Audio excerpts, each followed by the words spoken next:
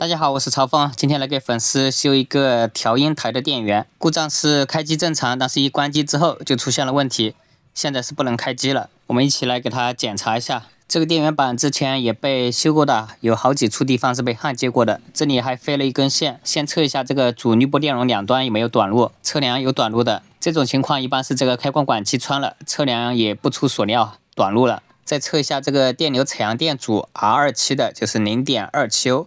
这个开关管气穿的话，有可能会烧这个电阻啊。这个电阻一烧，就会烧这个电源芯片。测量电流采样电阻没问题。这个开关管损坏可能有其他原因，比如说主滤波电容损坏了，电源输出整流二极管损坏，这些是比较常见的原因。我们先测一下二极管，这个没问题。测量另一组二极管有短路，那这个故障原因一下就查出来了。把这个二极管一只脚拆出来，再测一下，确认一遍。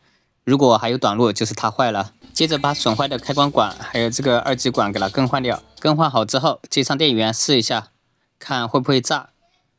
没有短路跳闸。再测一下它的电压，这个插头的输出电压已经标记起来了。我们测一下，测量正15伏正常，再测一下负15伏，测量有电压，但是偏高，已经到了23伏了。再测一下48伏电压，发现没有0伏。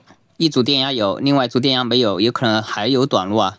然后再对二极管进行检测，发现之前换过的这个二极管测量又有短路了。我感觉应该是这个稳压二极管有问题，它应该是跟之前那个二极管相当于并联在一起的。测量这个稳压二极管两端也是有短路，把这个稳压二极管一端从电路中拆开，再测一下这个二极管就没有短路了，就是这个稳压二极管的问题。